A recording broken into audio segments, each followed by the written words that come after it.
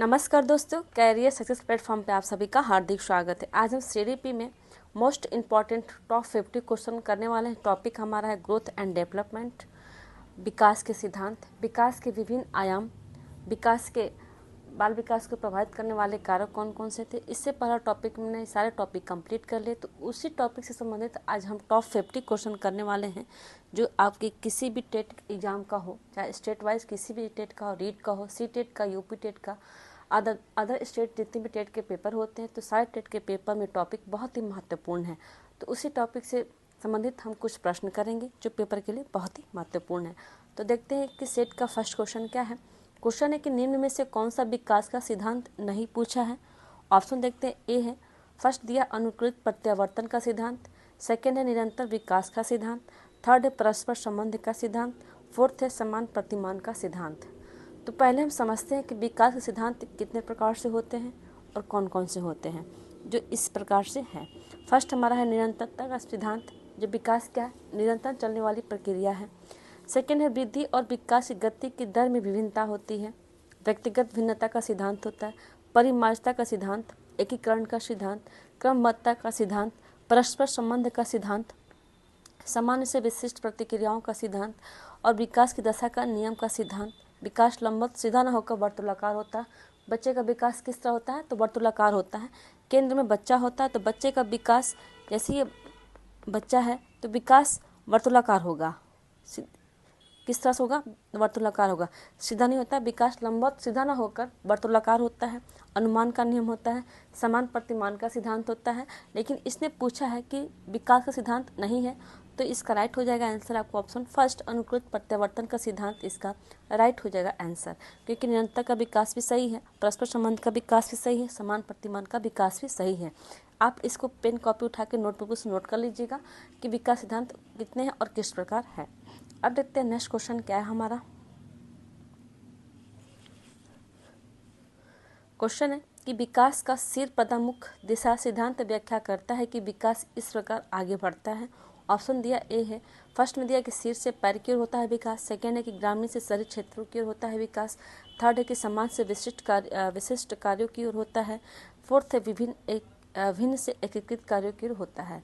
इसने पूछा कि सिरा पदामुख मतलब सिर से पैर की तरफ, तो इसका राइट हो जाएगा आंसर कौन सा, तो इसका राइट हो जाएगा आंसर आपको ऑप्शन फर्स्ट सिर से पैर की तरफ विकास होता है। अब इसके बाद थोड़ा समझते हैं कि सिर से जैसे सिरमुखी पूछा है तो इसको मस्तकाधुमुखी नियम भी कहते हैं। तो इसमें क्या होता है, तो इस नियम के अनुसार शारीरिक विकास सिर से पैर की होता है। बच्चे का विकास किस तरह से हो रहा है, तो सिर से लेके पैर की तरफ होता है। इसको हम क्या सिरोन्मुखी बोलते हैं या आपका मस्तकाधुमुखी नियम भी बोलते हैं, जहाँ सिर से पैर की तरफ विकास इस प्रक्रिया में हो रहा है। सेकेंड क्या है, निकट दूर दृश्य, जिसको हम समीपस्थ विकास भी कहते हैं और निकट दूर नियम भी कहते हैं। इस नियम में क्या होता है, तो इस नियम के अनुसार बालकों में शारीरिक विकास शारीरिक केंद्र से उसके छोर के होता है, मतलब केंद्र से जो बाहर की तरफ विकास होता है उसे हम क्या कहते हैं, निकट दूर नियम कहते हैं या समीपस्थ का विकास कहते हैं। ठीक, इस नियम के अनुसार पहले पेट और छाती के क्षेत्र में विकास होगा, फिर बाह में और अंत में अंगुलियों में विकास होगा। मतलब क्या होता है, पहले इसमें क्या होता है, पेट छाती मतलब बड़े बड़े अंगों पर केंद्र बच्चा कंसंट्रेट करेगा, उसके बाद से अपनी उंगली और बाहों पर कंसंट्रेट करेगा। इसमें क्या है आपका सिरोधमुखी में, तो शिशु पहले सिर उठाएगा, उसके बाद से पहले बैठना प्रारंभ करेगा, फिर खड़ा होगा और अंत में चलना प्रारंभ करता है। मतलब इसमें क्या होता है, इसमें बड़े बड़े मसल्स के काम होते हैं। किसमें, मस्तकाधुमुखी में, जिसको सिरोधमुखी कह रहे हैं। और समीपस्थ में क्या होता है, केंद्र से बाहर की तरफ। मतलब ये है कि आपको छोटे छोटे जितने भी अंग होते हैं, पैर के हाथों की उंगली को हिलाना, पैर की उंगली को हिलाना, तो इसमें किसमें होता है आपका, तो आपका निकट दूर नियम या समीपस्थ के विकास में होता है। तो पेपर में ये क्वेश्चन पूछा है कि सिर पदामुख दिशा सिद्धांत व्याख्या करता है विकास किस प्रकार आगे बढ़ता है, तो सिर से पैर की तरफ आगे बढ़ता है, उसके बाद से केंद्र से बाहर की तरफ विकास होता है। ठीक है, तो इसका राइट होगा आंसर कौन सा, इसका राइट होगा आंसर आपको ऑप्शन फर्स्ट सिर से पैर की ओर आगे बढ़ता है हमारा विकास। अब देखते हैं नेक्स्ट क्वेश्चन क्या है हमारा। क्वेश्चन है किसी शिक्षक के लिए वृद्धि और विकास के सिद्धांतों के बारे में जानना महत्वपूर्ण है क्योंकि। ऑप्शन दिया फर्स्ट, यह ज्ञान बच्चों को पृथक करने में शिक्षक की सहायता करेगा। सेकेंड है शिक्षक अच्छा प्रभाव डालने में समर्थक हो जाएंगे। थर्ड है बच्चों को सीखने के उपयुक्त अवसर प्रदान करने में यह ज्ञान शिक्षा के लिए सहायक होगा। फोर्थ, इससे बाल विकास का एक लोकप्रिय पाठ्यक्रम बनेगा। तो इसका राइट होगा आंसर कौन सा? इसका राइट हो जाएगा आंसर आपको ऑप्शन होगा थर्ड, बच्चों को सीखने के उपयुक्त अवसर प्रदान करने में यह ज्ञान शिक्षा के लिए सहायक होगा। अब देखते हैं नेक्स्ट क्वेश्चन क्या है हमारा। क्वेश्चन है कि बच्चे का विकास परिणाम होता है किस प्रकार? ऑप्शन दिया है फर्स्ट पालन पोषण का, सेकेंड आनुवंशिकता और पर्यावरण के मेल का, थर्ड आनुवंशिकता का, फोर्थ है पर्यावरण का। तो इसका राइट हो जाएगा आंसर कौन सा? सेकेंड, आनुवंशिकता और पर्यावरण का मेल क्या हमारे बच्चे का विकास का एक परिणाम है। बच्चे के आनुवंशिकता का भी विकास से प्रभाव पड़ता है और पर्यावरण का भी विकास से बच्चे के विकास से प्रभाव पड़ता है। तो इसका राइट हो जाएगा answer option second. Next question है, क्वेश्चन विकास डैश से डैश की ओर होता है। ऑप्शन दिया है फर्स्ट में समान से विशिष्ट की ओर होता है, सेकेंड जटिल से कठिन की ओर होता है, थर्ड विशिष्ट समान से होता है, फोर्थ साधारण से आसान की ओर होता है। तो विकास किस तरह से होता है? तो विकास सामान्य से विशिष्ट की ओर होता है। तो इसका राइट हो जाएगा आंसर आपको ऑप्शन फर्स्ट इसका राइट हो जाएगा आंसर। नेक्स्ट क्वेश्चन देखते हैं। क्वेश्चन है कि बालकों में वृद्धि और विकास में क्या शामिल है। ऑप्शन फर्स्ट में दिए मात्रात्मक परिवर्तन शामिल है, सेकेंड में गुणात्मक परिवर्तन शामिल है, थर्ड में मात्रात्मक और गुणात्मक परिवर्तन दोनों शामिल है, फोर्थ इनमें से कोई नहीं। तो बालकों में वृद्धि और विकास में क्या शामिल होता है? तो इसका राइट हो जाएगा कौन सा आंसर? तो मात्रात्मक और गुणात्मक दोनों परिवर्तन शामिल होता है आपके बच्चे के वृद्धि एवं विकास में। तो इसका राइट हो जाएगा आंसर ऑप्शन थर्ड इसका राइट होगा आंसर। अब देखते हैं नेक्स्ट क्वेश्चन क्या है हमारा।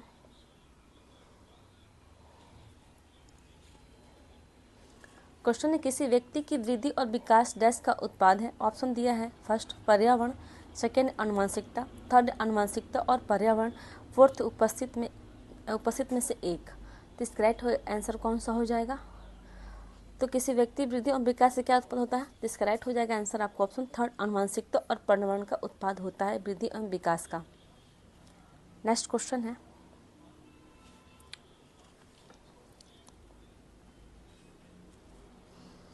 क्वेश्चन है कि आर्जो तर्क देता है कि भाषा विकास व्यक्ति की नैसर्गिक प्रवृत्ति से प्रभावित होता है, जबकि सोनाली महसूस करती है कि यह परिवेश से प्रभावित होता है। आर्जो और सोनाली के बीच चर्चा किस विषय में है? ऑप्शन फर्स्ट में दिए स्थिरता तथा अस्थिरता का बहस पे, सेकेंड है सतत तथा असतत अधिगम पे, थर्ड है प्रकृति तथा पालन पोषण वाद विवाद पे, फोर्थ चुनौतीपूर्ण तथा संवेदनशील भावना पे। तो इसका राइट कौन सा होगा? तो किस विषय में चर्चा हो रही है? तो प्रकृति तथा पालन पोषण के वाद विवाद पर चर्चा हो रही है। नेक्स्ट क्वेश्चन देखते हैं।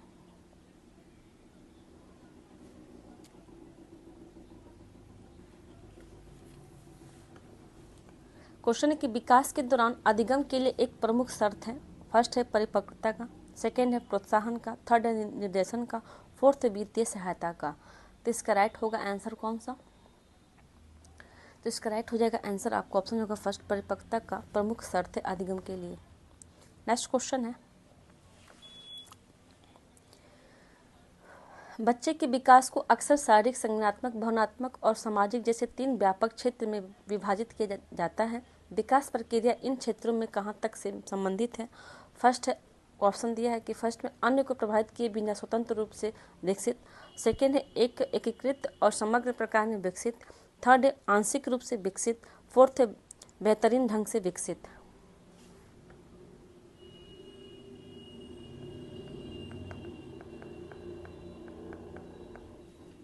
तो इसका राइट हो जाएगा आंसर कौन सा? इसका राइट हो जाएगा आंसर आपको ऑप्शन हो जाएगा सेकेंड, एक एकीकृत और समग्र प्रकार में विकसित।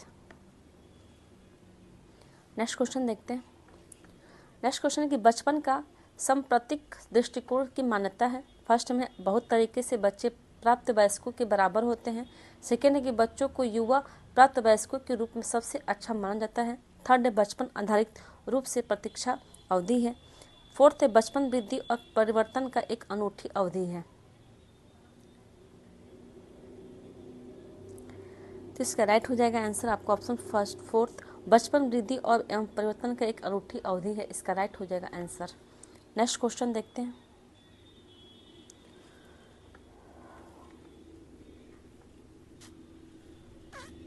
क्वेश्चन है कि विकास के संदर्भ में निम्न में से कौन सा कथन सत्य नहीं पूछा है।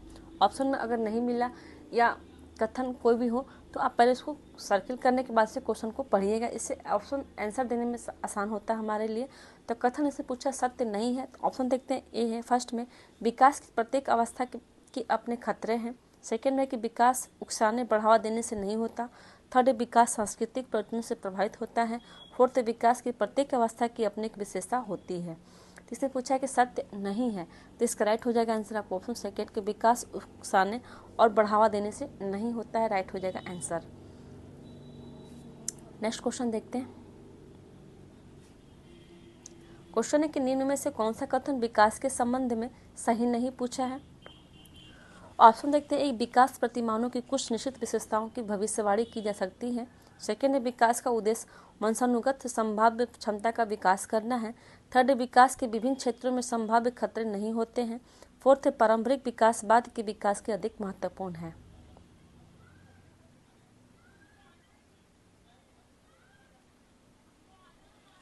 तो इसका राइट हो जाएगा आंसर आपका ऑप्शन थर्ड, विकास के विभिन्न क्षेत्रों में संभाव्य खतरे नहीं होते हैं, राइट हो जाएगा आंसर थर्ड।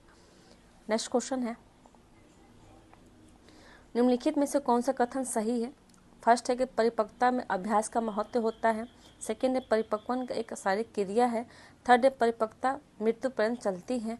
फोर्थ है, परिपक्वता में केवल मात्रात्मक बदलाव सम्मिलित होते हैं। तो इसका राइट आंसर कौन सा हो जाएगा। इसका राइट हो जाएगा आंसर आपका ऑप्शन सेकेंड, परिपक्वन एक शारीरिक विकास है, इसका राइट हो जाएगा आंसर। नेक्स्ट क्वेश्चन देखते हैं। क्वेश्चन है कि परिपक्वता का संबंध किससे है। ऑप्शन दिया है, ए में विकास से है, बी में सृजनात्मकता से है, सी है वृद्धि से है, डी है रुचि से। तो इसका संबंध किससे है परिपक्वता का, तो इसका राइट हो जाएगा आंसर आपको ऑप्शन हो जाएगा फर्स्ट, विकास से संबंध है हमारा परिपक्वता का संबंध। नेक्स्ट क्वेश्चन देखते हैं। क्वेश्चन है कि मानव विकास डैश से है। ऑप्शन ए में है कि मात्रात्मक है, बी है गुणात्मक, सी है कुछ सीमा तक अमापनीय, फोर्थ डी में है कि मात्रात्मक और गुणात्मक दोनों है। तो मानव विकास किस प्रकार होता है, तो मानव का विकास मात्रात्मक भी होता है और गुणात्मक दोनों में होता है। तो इसका राइट हो जाएगा आंसर आपको ऑप्शन हो जाएगा डी, इसका राइट हो जाएगा आंसर। विकास क्या है हमारी एक, तो विकास एक जीवन पर चलने वाली बहुआयामी प्रक्रिया है। क्वेश्चन पूछ सकता है कि विकास किस प्रकार की प्रक्रिया है, तो हम बताएंगे बहुआयामी प्रक्रिया है। विकास प्राय किस प्रकार होता है, तो सम्मान से विशिष्ट और सरल से जटिल की ओर बढ़ता है। क्वेश्चन पूछ सकता है कि विकास का संबंध किस तरह से बढ़ता है, तो सम्मान से विशिष्ट भी होता है और सरल से जटिल की ओर भी बढ़ता है। विकास में क्या होता है आपका, तो विकास में परिवर्तन किस प्रकार होता है, तो मात्रात्मक में होता है और गुणात्मक में होता है। तो इसका राइट हो जाएगा आंसर आपको ऑप्शन हो जाएगा डी, इसका राइट हो जाएगा आंसर। मैंने आपको यहाँ पर कम से कम आपको 4 क्वेश्चन मैंने सॉल्व करा दिया कि विकास कौन सी प्रक्रिया है, तो विकास एक बहुआयामी प्रक्रिया है। और विकास किस तरह से बढ़ता है, तो समान से विशिष्ट की ओर भी बढ़ता है और सरल से जटिल की भी ओर बढ़ता है। और विकास का परिवर्तन किस प्रकार होता है, तो मात्रात्मक भी होता है और गुणात्मक भी होता है। यहाँ पे कम से कम मैंने 4 क्वेश्चन सॉल्व कर दी, ठीक है, एक टॉपिक से। अब देखते हैं नेक्स्ट क्वेश्चन क्या है हमारा। क्वेश्चन है कि निम्न में से कौन सा कथन सत्य नहीं दिया है। ऑप्शन दिया, ए सीखना व्यवहार परिवर्तन की एक प्रक्रिया है, बी है वृद्धि एक जैविक प्रक्रिया है, सी है विकास एक मात्रात्मक प्रक्रिया है, डी है शिक्षा एक लक्ष्य उन्मुख प्रक्रिया है। इसका राइट हो जाएगा आंसर आपको ऑप्शन हो जाएगा सी, विकास एक मात्रात्मक प्रक्रिया है, इसका राइट हो जाएगा आंसर। नेक्स्ट क्वेश्चन देखते हैं। विकास की गति एक व्यक्ति से दूसरे में भिन्न होती है, किंतु यह एक डैश नमूने का अनुगमन करती है। ए है अव्यवस्थित, बी है क्रमबद्ध और व्यवस्थित, सी है प्रत्याशित, डी है एड़ी से चोटी। तो इसका राइट हो जाएगा आंसर आपको ऑप्शन हो जाएगा क्या आपका क्रमबद्ध और व्यवस्थित होती है, नमूने का अनुगमन करती है। आपका राइट हो जाएगा आंसर आपको ऑप्शन बी, क्रमबद्ध और व्यवस्थित। नेक्स्ट क्वेश्चन देखते हैं। विकास शुरू होता है। ऑप्शन दिया, ए उत्तर बाल्यावस्था से, बी है शैशवावस्था से, सी है प्रसव पूर्व अवस्था से, डी है पूर्व बाल्य अवस्था से। तो इसका राइट हो जाएगा आंसर आपको ऑप्शन कौन सा हो जाएगा, विकास शुरू कब होता है हमारा, तो विकास आपका प्रसव पूर्व अवस्था से शुरू होता है। तो इसका राइट हो जाएगा आंसर आपका ऑप्शन सी, तो प्रसव पूर्व अवस्था से विकास शुरू हो जाता है। ठीक है, मनोवैज्ञानिक के अनुसार क्या है, तो विकास प्रसव से 4 महीना पहले शुरू हो जाता है। कब? प्रसव के 4 महीने पहले से हमारा विकास शुरू होता है मनोवैज्ञानिक के अनुसार। नेक्स्ट क्वेश्चन देखते हैं इसके बाद से। क्वेश्चन है कि किस मनोवैज्ञानिक के अनुसार विकास एक सतत और धीमी धीमी प्रक्रिया है। ऑप्शन ए में दिया कोलसेनिक, बी है स्किनर, डी है सी है पियाजे, डी है हॉरलॉक। तो किस मनोवैज्ञानिक के अनुसार विकास एक सतत और धीमी धीमी प्रक्रिया है, तो स्किनर के अनुसार ये बात कही गई। ऑप्शन हो जाएगा ऑप्शन बी स्किनर के द्वारा। स्किनर ने कहा है कि विकास सतत और धीमी धीमी प्रक्रिया है जो धीरे धीरे आगे चलती है और अंततः पूर्ण प्रक्रिया को प्राप्त कर लेती है। ये किसके अनुसार है, तो स्किनर के अनुसार ये बात कही गई है। नेक्स्ट क्वेश्चन देखते हैं। विकास के परिणाम स्वरूप नवीन विशेषताएं और नवीन योग्यताएं प्रकट होती है, यह कथन किसने दिया है। ऑप्शन दिया ए गोशले, बी है मेरेडिथ, सी है हॉरलॉक, डी है डगलस और हॉलैंड। तो इसका राइट हो जाएगा आंसर, आपको ऑप्शन हो जाएगा कौन सा, सी हॉरलॉक के अनुसार ये बात कहेगी कि विकास परिणाम स्वरूप नवीन विशेषताएं और नवीन योग्यताएं प्रकट होती है। यह कथन हॉरलॉक के द्वारा कही गई है। नेक्स्ट क्वेश्चन देखते हैं। क्वेश्चन है कि मानव विकास के क्षेत्रों में विभाजित किया जाता है, जो है ऑप्शन ए शारीरिक, संज्ञानात्मक, संवेगात्मक, सामाजिक, बी है संवेगात्मक, संज्ञानात्मक, आध्यात्मिक और सामाजिक, मनोवैज्ञानिक, सी है कि मनोवैज्ञानिक, संज्ञानात्मक, संवेगात्मक और शारीरिक, डी है शारीरिक, आध्यात्मिक, संज्ञानात्मक और सामाजिक। तो मानव विकास जो क्षेत्र किस प्रकार विभाजित होता है, तो इसका राइट हो जाएगा कौन सा, तो पहले शारीरिक विकास होगा, फिर संज्ञानात्मक, फिर संवेगात्मक और फिर सामाजिक। इसका राइट हो जाएगा आंसर, आपको ऑप्शन हो जाएगा ए इसका राइट होगा आंसर। नेक्स्ट क्वेश्चन है, निम्नलिखित में से कौन विकास के व्यापक आयामों की सही पहचान करता है। ऑप्शन ए में दिया कि शारीरिक व्यक्तित्व, आध्यात्मिक एवं संवेगात्मक, बी में दिया कि सामाजिक, शारीरिक व्यक्तित्व और सौ, सी में है कि शारीरिक, संज्ञानात्मक, सामाजिक और संवेगात्मक, डी है संवेगात्मक, बौद्धिक, आध्यात्मिक एवं सौ। इसने पूछा कि विकास के व्यापक आयामों को सही पहचान किस प्रकार होता है, तो इसका राइट कौन सा होगा, तो पहले क्या होता है, तो पहले हमारा होता है शारीरिक विकास, सेकेंड में होता है हमारा कौन सा, सेकेंड में होता है हमारा संज्ञानात्मक, थर्ड में होता है हमारा सामाजिक, फोर्थ में होता है हमारा संवेगात्मक। इसका राइट होगा कौन सा आंसर, इसका राइट होगा आंसर आपको ऑप्शन सी इसका राइट होगा आंसर। नेक्स्ट क्वेश्चन देखते हैं। क्वेश्चन है कि शारीरिक विकास का क्षेत्र है। ऑप्शन ए में दिया स्नायुमंडल, बी है मांसपेशियों की वृद्धि, सी है एंडोक्राइन ग्लैंड्स, डी है ये सभी। तो शारीरिक विकास का क्षेत्र किस प्रकार होता है, तो स्नायुमंडल के द्वारा भी होता है, मांसपेशियों में वृद्धि और एंडोक्राइन ग्लैंड्स तीनों ही शारीरिक विकास के क्षेत्र से संबंधित है। इसका राइट हो जाएगा आंसर आपको ऑप्शन 4 डी, ये सभी क्या है हमारे शारीरिक विकास के क्षेत्र हैं। नेक्स्ट क्वेश्चन है, शारीरिक विकास का क्षेत्र है, डबल बार क्वेश्चन आ गया है, नहीं इसमें देखिए शारीरिक विकास का क्षेत्र है कौन सा है। ऑप्शन दिया ए स्नायुमंडल, बी है अभिप्रेरणा, सी स्मृति, डी है समायोजन। तो हमने पहले वीडियो में क्या पढ़ा था, शारीरिक विकास क्षेत्र कौन कौन से है, तो स्नायुमंडल भी है, मांसपेशी की वृद्धि भी है, एंडोक्राइन ग्लैंड्स भी है, और इसमें पूछा शारीरिक विकास क्षेत्र है तो स्नायुमंडल भी है, अभिप्रेरणा भी है, स्मृति है, तो ये तीनों हमारा क्या हो गया, ये हमारा शारीरिक विकास का क्षेत्र नहीं है। तो इसका राइट हो जाएगा आंसर आपका ऑप्शन ए स्नायुमंडल क्या है हमारे, तो शारीरिक विकास का क्षेत्र है। नेक्स्ट क्वेश्चन देखते हैं। क्वेश्चन की शरीर के आकार में वृद्धि होती है क्योंकि ऑप्शन ए में कि शारीरिक और गत्यात्मक विकास, बी है संवेगात्मक विकास, सी है संज्ञानात्मक विकास, डी है नैतिक विकास। तो शरीर के आकार में वृद्धि होती है क्योंकि किस प्रकार होती है, तो शारीरिक और गत्यात्मक विकास के संबंध बालक क्या होता है, तो शरीर वृद्धि से होता है, जबकि अन्य संवेगात्मक विकास और संज्ञानात्मक विकास, नैतिक विकास संबंध किससे होता है, तो बालक के मानसिक विकास में वृद्धि से होता है। लेकिन जो शारीरिक और गत्यात्मक विकास संबंध किससे होता है, तो बालक के शरीर में वृद्धि से होता है। तो इसने पूछा शरीर के आकार में वृद्धि किस प्रकार होती है, तो शारीरिक और गत्यात्मक विकास से होती है। जो संवेगात्मक और संज्ञानात्मक और नैतिक विकास किस पे होती है, हमारी मानसिक विकास में वृद्धि होती है। इस प्रक्रिया से मानसिक विकास में वृद्धि होती है, किससे, संवेगात्मक और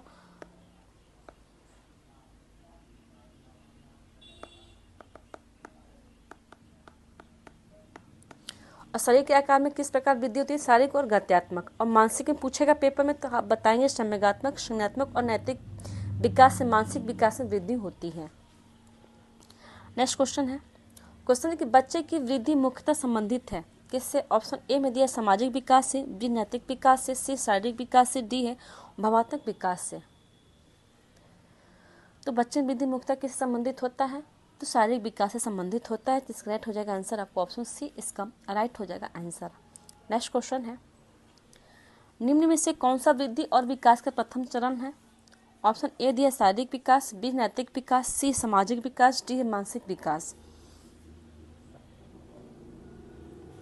प्रथम चरण कौन सा है वृद्धि और विकास का, तो शारीरिक विकास क्या हमारा ये प्रथम चरण है। तो इसका राइट हो जाएगा आंसर आपको ऑप्शन हो जाएगा कौन सा, ए इसका राइट हो जाएगा आंसर।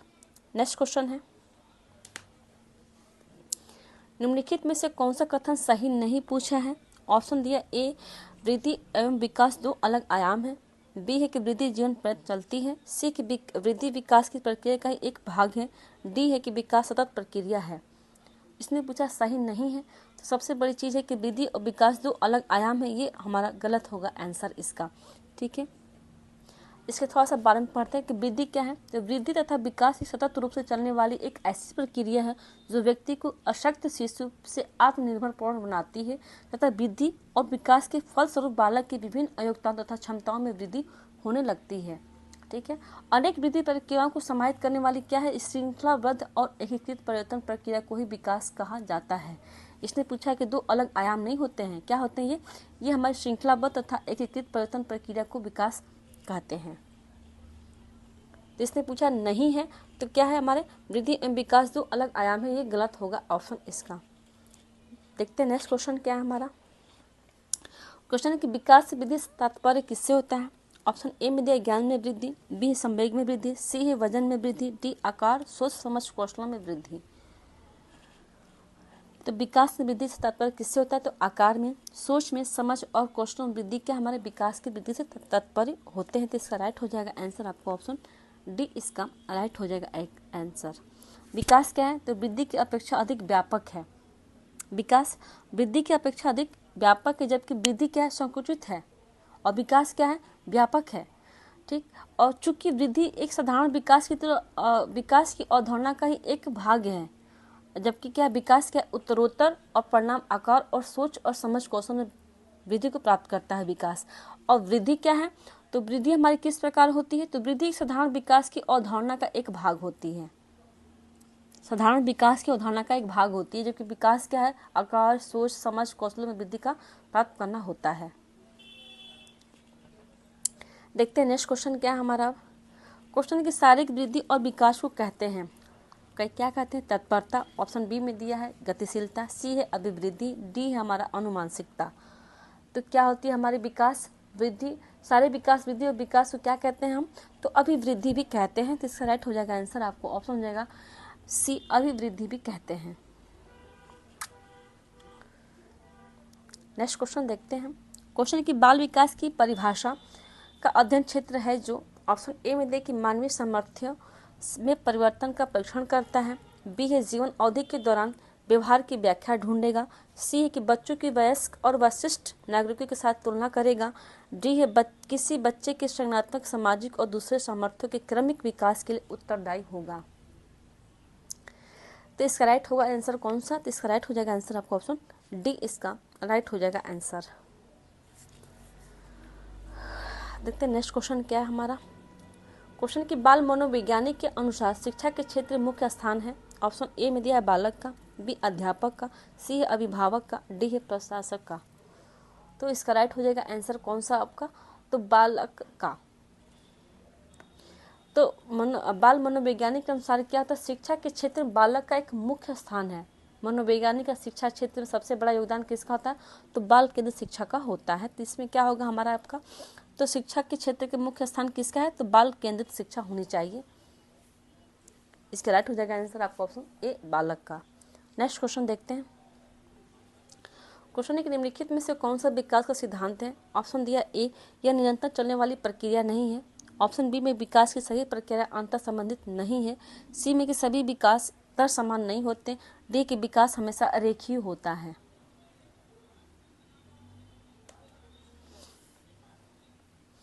तो इसका राइट हो जाएगा कौन सा आंसर? तो विकास दर सभी की विकास दर समान नहीं होती, इसका राइट हो जाएगा आंसर। ये बात तो सही है, सबके विकास क्या अलग अलग होते हैं। कोई बच्चा जल्दी सीखता है तो कोई स्लो सीखता है, कोई जल्दी चलना सीखता है तो कोई बच्चा स्लो करना। जैसे आप दो जुड़े बच्चों को ले लीजिए, दो जुड़े बच्चे हैं लेकिन उन दोनों में विकास क्या होगा, आगे पीछे होगी, मतलब समान दर से नहीं होती, अलग अलग होती है। कोई बच्चा बहुत फास्ट चलता है तो सेकेंड बच्चा बेबी आपका स्लो चलेगा, कोई बच्चा जल्दी आपको पढ़ना सीखेगा तो कोई बच्चा स्लो लर्निंग होता है। तो विकास क्या होती है, तो विकास दर समान नहीं होते, ये बात सत्य है आपके इस क्वेश्चन के अकॉर्डिंग। अब देखते हैं नेक्स्ट क्वेश्चन। क्वेश्चन की वृद्धि और विकास का मुख्य सिद्धांत किस प्रकार है? ऑप्शन दिया, ए तत्परता का नियम, बी है व्यक्तिगत अंतर का सिद्धांत, सी एकता का नियम, डी है इनमें से सभी। तो इसका राइट हो जाएगा आंसर आपको व्यक्तिगत अंतर का सिद्धांत, इसका राइट हो जाएगा आंसर। ऑप्शन बी इसका राइट होगा। Next question. विकास कभी न समाप्त होने वाली प्रक्रिया या कथन विकास के किस सिद्धांत से संबंधित होता है? ऑप्शन ए में दे एकीकरण का सिद्धांत, बी निरंतरता का सिद्धांत, सी अंतःक्रिया का सिद्धांत, डी अंतर संबंध का सिद्धांत। तो इसका राइट हो जाएगा आंसर आपका ऑप्शन सी आपका। यह कथन किससे संबंधित है? तो निरंतरता का सिद्धांत से संबंधित है। नेक्स्ट क्वेश्चन है, निम्न में से कौन सा शारीरिक विकास का एक प्रमुख नियम है? ऑप्शन ए में दिया मानसिक विकास से भिन्नता का विकास, बी अनियमित विकास का नियम, सी द्रुतगामी विकास का नियम, सी कल्पना और संवेगात्मक विकास के संबंध का नियम।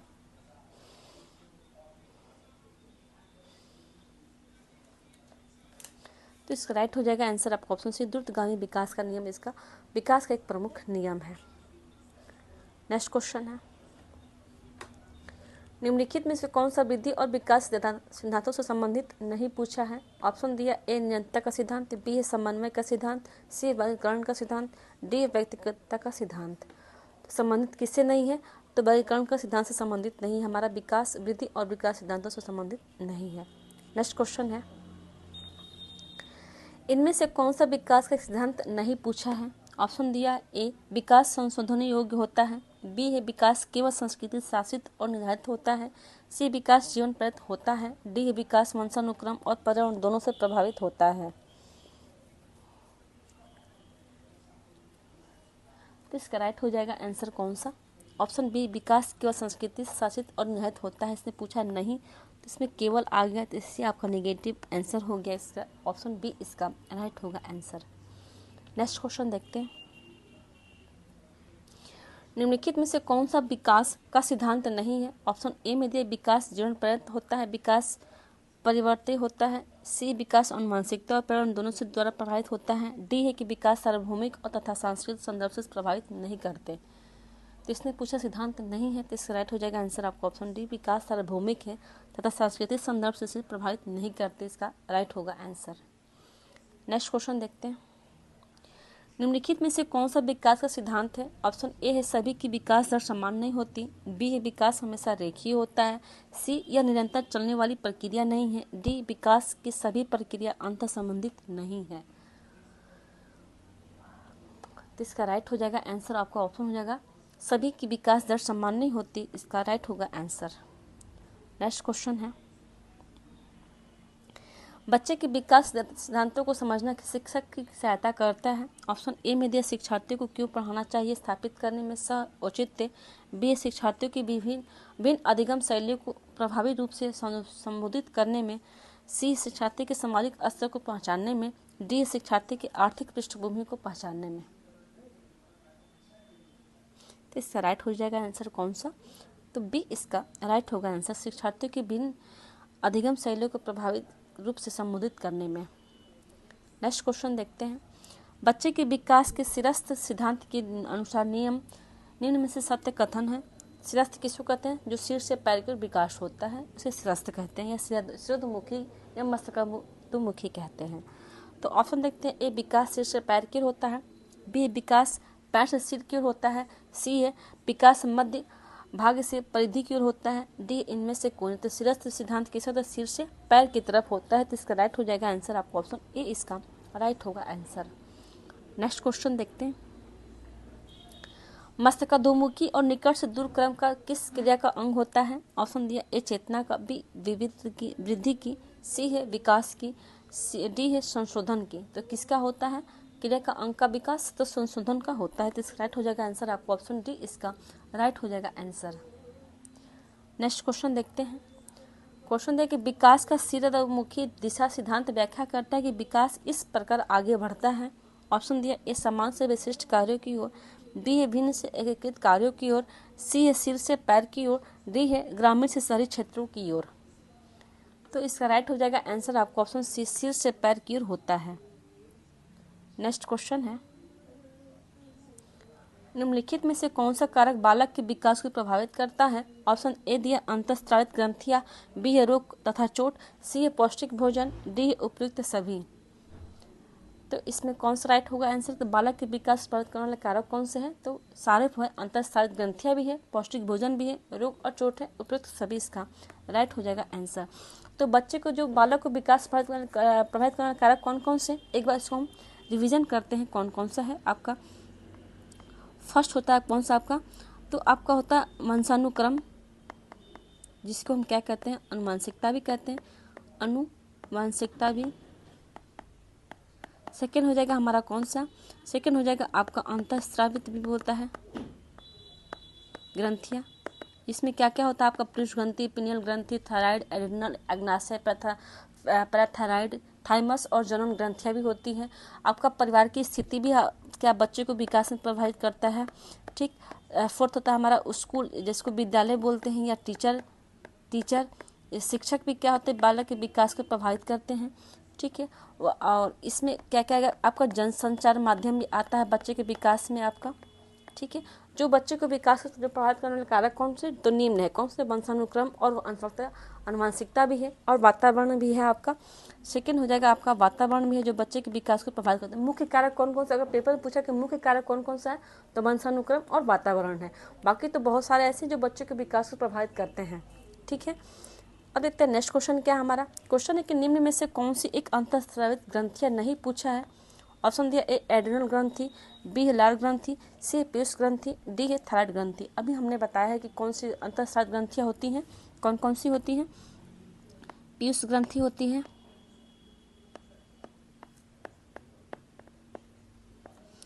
सेकंड होगा आपका पिनियल ग्रंथि,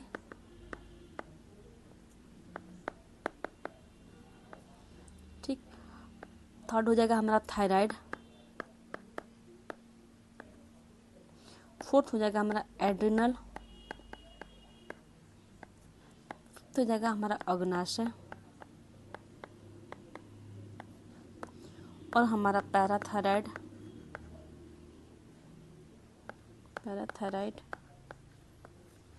और हमारा कौन सा होता है थाइमस। और नेक्स्ट हो जाएगा हमारा जनन ग्रंथियाँ जो होती है जो हमारे विकास को प्रभावित करती है। तो इसने पूछा कि अंतःस्रावित ग्रंथियाँ नहीं पूछा है तो कौन कौन सा है? तो पीयूष ग्रंथि है, पिनियल ग्रंथि, थायराइड, एड्रिनल, अग्नाशय, पैराथायराइड, थाइमस और जनन ग्रंथियाँ। तो इसमें हमारा एड्रिनल ग्रंथि भी है, पीयूष भी है, थायराइड भी है, लेकिन क्या नहीं है? तो इसमें आपका लार ग्रंथि क्या हमारा अंतःस्रावित ग्रंथियों में से एक नहीं है। तो इसका राइट हो जाएगा आंसर आपका ऑप्शन बी इसका राइट हो जाएगा आंसर। तो आज का सेट यही समाप्त होता है। वीडियो को like and subscribe and share ज़रूर करें। Thank you.